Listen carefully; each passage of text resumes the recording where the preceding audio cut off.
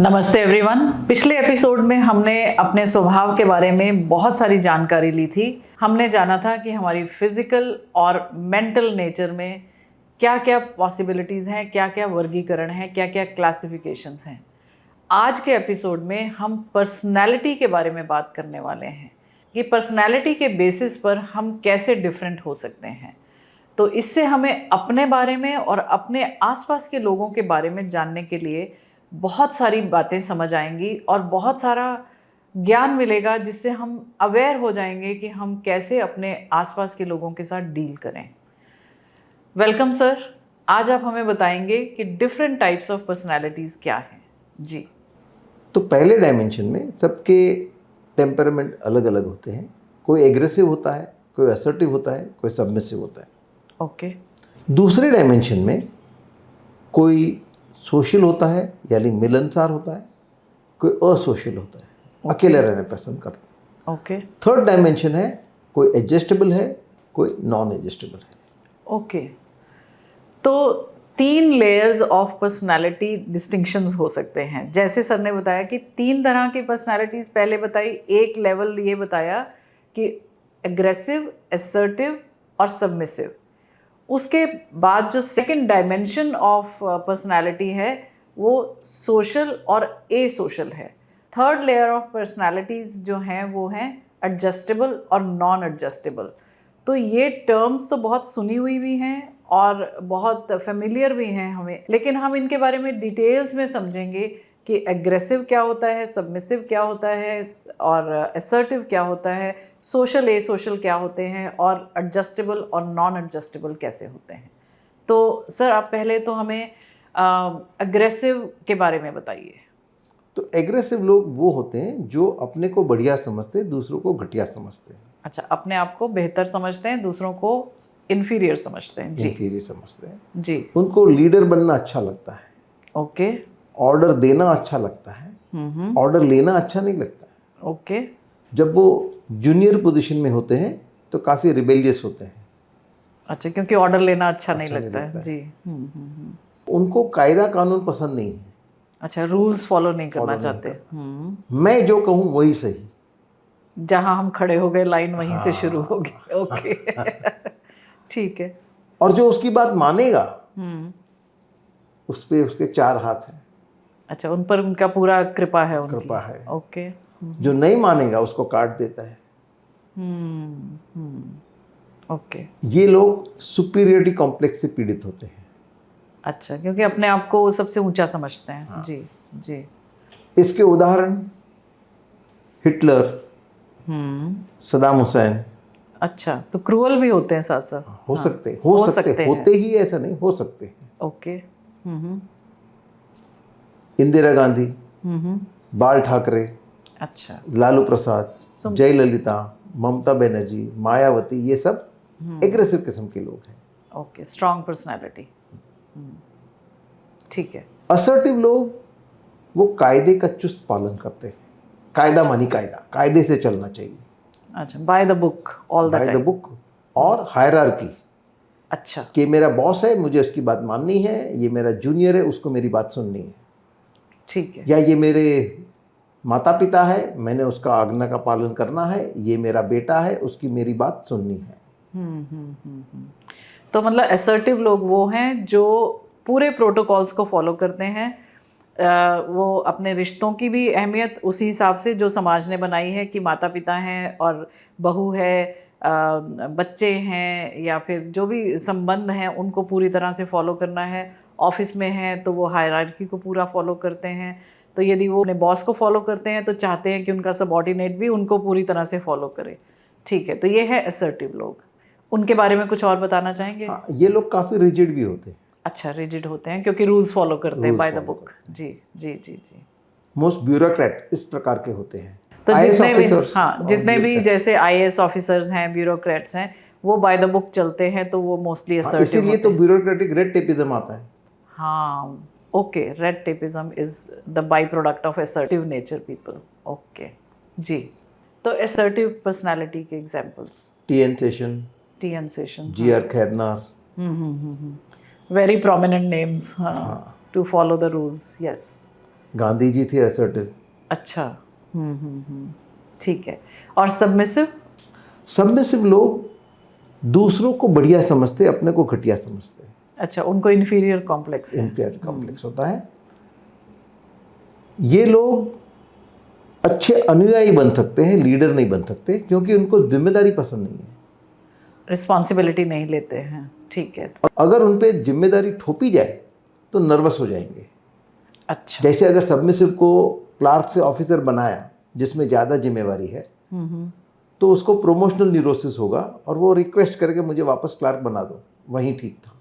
अच्छा, तो वो प्रमोशंस को या फिर बहुत बड़ी जो रिस्पॉन्सिबिलिटी यदि आ जाए तो उसको हैंडल नहीं कर पाते हैं। ऐसे घरों में भी देखा गया है सर, कई बार कई जैसे रिश्ते भी ऐसे होते हैं कि आपको बड़ा ओहदा मिल गया तो वो उसका निर्वाह नहीं कर पाते हैं। जी जी जी। तो ठीक है, तो सबमिसिव लोग जो हैं वो रिस्पॉन्सिबिलिटी नहीं ले पाते हैं और इन्फीरियर कॉम्प्लेक्स में रहते हैं। वो दूसरों को बेहतर समझते हैं, हमेशा ये सोचते हैं कि दूसरा जो कह रहा है वो सही है। ठीक है। ये लोग बहुत डिप्लोमेटिक होते हैं, टैक्टफुल होते हैं। टैक्टफुल भी होते हैं। Okay, that's interesting. Please, thank you और सॉरी का सबसे ज़्यादा इस्तेमाल यही लोग करेंगे। बहुत काफ़ी हम्बल होते हैं। अच्छा। और अगर उसकी भूल नहीं है तो भी माफ़ी मांग लेगा। अच्छा, ताकि कोई कॉन्फ्लिक्ट ना आए।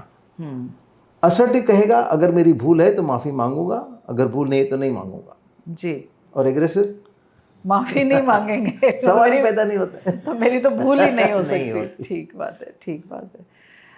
तो सर एक कोई ऐसा एग्जाम्पल आप लेकर बताइए जिससे तीनों पर्सनालिटीज कैसे उसको रिस्पॉन्ड करेंगी, तो देखते हैं कैसे। तो जो असर्टिव है वो ट्रैफिक नियमों का चुस्त पालन करेगा। असर्टिव। जी। अगर रात को गाड़ी चला रहे हैं, 10 बजने को है, ट्रैफिक लाइट बंद होने की तैयारी में है, राहदारी भी कोई नहीं है, फिर भी लाल सिग्नल देखा तो रुकना है, कायदा मानी कायदा।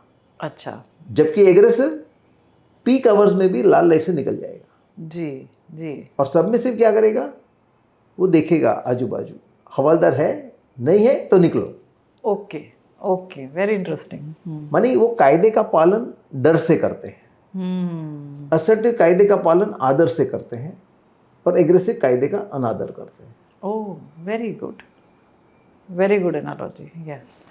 तो एक तो ये डायमेंशन आपने बताई कि 3 तरह के लोग हैं, एग्रेसिव, असर्टिव और सबमिसिव।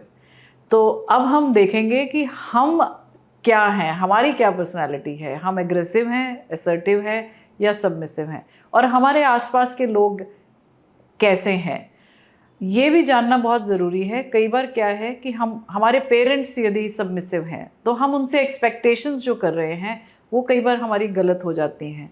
तो ये सब समझने का जो मकसद है वो ये है कि आप सिचुएशंस को बहुत अच्छे से समझ सकें और उनको एक्सेप्ट कर सकें।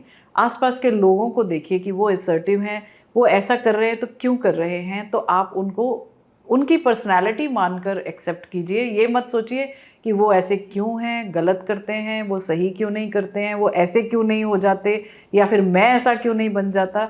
तो ये जो कन्फ्यूजन्स हैं वो अपने दिमाग से निकालें और पर्सनालिटीज़ को समझें। अभी हम और डिटेल में जाने वाले हैं। सर, हम क्या ये बात कर सकते हैं कि हम इन पर्सनालिटीज़ को डील कैसे करें? एक तो ये समझ लिया कि हम असर्टिव हैं, एग्रेसिव हैं या सबमिसिव हैं। दूसरा, यदि हमारे आसपास कोई एग्रेसिव, असर्टिव या सबमिसिव है तो हम उनको कैसे हैंडल करें? तो समझो कि आप एक ग्रुप लीडर है जी। आपके काफ़ी सबऑर्डिनेट्स है, टीम है, उससे काम लेना है जी। तो सबकी पर्सनालिटी अलग अलग होगी जी। तो हर एक के साथ आपको अलग अलग व्यवहार करना पड़ेगा। जी। जैसे अगर असर्टिव है तो उसको आप रूल बुक बताइए तो वो फॉलो कर देगा। जी। लेकिन वही रूल बुक आप एग्रेसिव को दिखाने जाएंगे तो नहीं फॉलो करेगा।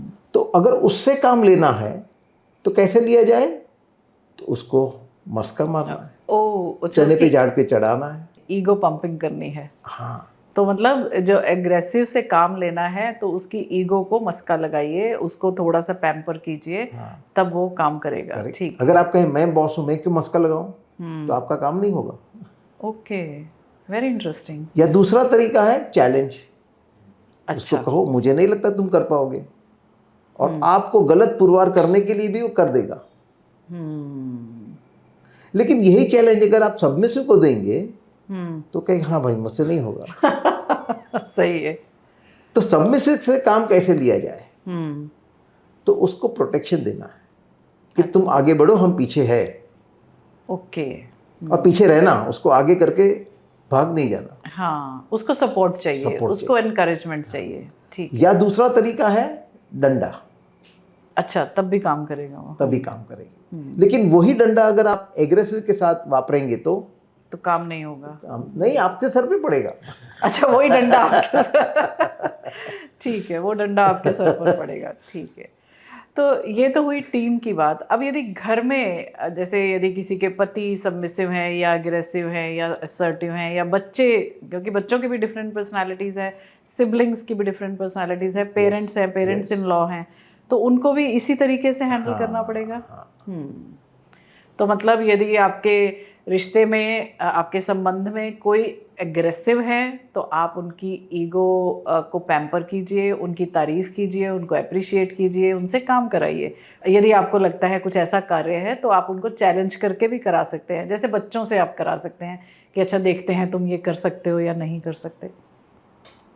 यदि आपके संबंधों में कोई असर्टिव है तो उनको रिश्तों की अहमियत, रिश्तों की मर्यादा ये समझाएंगे, या फिर समाज या रिलीजन की बात करेंगे तो वो समझेंगे, उनके नियमों का पालन करेंगे।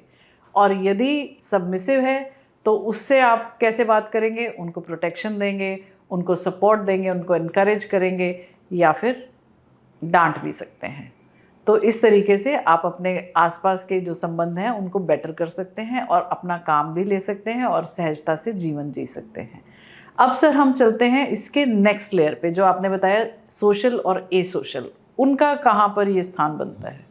तो कई लोग सोशल होते हैं जी, वो सबसे मिलना जुलना चाहते हैं जी, उनको अकेला रहना पसंद नहीं है। जी, उसके विपरीत किस्म का है कि अकेला रहना पसंद करते हैं, सबसे मिलना जुलना नहीं चाहते। जी। अब कौन सा बेहतर है? दोनों बेहतर है। हाँ। पॉपुलर मिसकंसेप्शन क्या है कि सोशल्स आर बेटर, ए और सोशल्स नहीं है अच्छे बेटर। लेकिन जो सोशल भी का भी अतिरेक हो वो गलत है। अतिरेक किसी चीज का भी गलत है, चाहे सोशल हो या ए सोशल हो या किसी इवन असर्टिव और एग्रेसिव, सबका, तीनों का। जी। वैसे देखा जाए तो कोई भी स्वभाव अच्छा या बुरा नहीं है। सभी स्वभाव के अपने गुण हैं, अपने अवगुण हैं। जिस स्वभाव को हम बढ़िया समझते हैं उसके सिर्फ गुण देखते हैं, अवगुण नहीं देखते जी। और जिसको घटिया समझते हैं उसके सिर्फ अवगुण देखते हैं, गुण नहीं देखते। जी, जी। मानी हमारा देखने का नजरिया ही टेढ़ा है, इसलिए हमें अमुक स्वभाव अच्छा लगता है, अमुक नहीं अच्छा लगता। जी, जी। अगर इस टेढ़े नजरिए को सीधा कर दे तो मालूम पड़ेगा सब बराबर है। सब बराबर है। कि फर्ज करो ये जो कथित बुरा स्वभाव है उसको हम अच्छे स्वभाव में बदल सकते हैं। जी। तो क्या होता, उसके अवगुण तो जाते, साथ में उसके गुण भी जाते। और जो अच्छा स्वभाव, उसके गुण तो आते लेकिन साथ में उसका अवगुण भी आता। तो नेट गेन इज 0। राइट। पहले तो स्वभाव जन्मजात है, बदला नहीं जा सकता। जी। तो फिर प्रश्न ये उठता है, ये जो स्वभावगत अवगुण है उसको कैसे दूर किया जाए? तो इसकी चर्चा हम कर चुके हैं, हमारे स्वभाव को नियंत्रण में लाके। अवगुण कब आते हैं? जब स्वभाव का अतिरेक होता है। जैसे समझो फर्म होना अच्छी बात है, लेकिन जरूरत से ज्यादा फर्म हुए तो वो स्टबर्ननेस है, ढीठपना। दूसरों पे विश्वास रखना अच्छी बात है, जरूरत से ज्यादा विश्वास रखा तो ये उल्लूपना। तो ये बात ठीक है कि जो भी हमारे, जैसे हमने पिछले एपिसोड में देखा था कि जो स्वभाव है वो जन्मजात है, लेकिन उसको कंट्रोल करना हमारी जिम्मेदारी है, हमारी ड्यूटी है। उसका अतिरेक नहीं होना चाहिए, एक्सेस नहीं होना चाहिए। जैसे सर ने अभी बताया कि डिटर्मिन होना अच्छी बात है, लेकिन ज़्यादा डिटर्मिन हो गए, एडजस्ट नहीं किया तो वो स्टबर्ननेस हो जाती है। या फिर ट्रस्ट करना लोगों पर अच्छी बात है, लेकिन यदि आपने अंधविश्वास करना शुरू कर दिया तो एक तरह की बेवकूफ़ी हो जाती है। तो किसी भी स्वभाव को उसका जो सही हिस्सा है उतना उसको लीजिए, उसका जो अवगुण है वो आप समझदारी के साथ उस पर नियंत्रण कीजिए। तो हमारे ये सब अवेयरनेस का जो मकसद है वो आपको स्वयं तक लेकर जाना है और स्वयं को समझना बहुत ज़रूरी है। अपने स्वभाव को नियंत्रण में रखना ज़रूरी है ताकि बेलगाम ना हो जाए हमारा जीवन।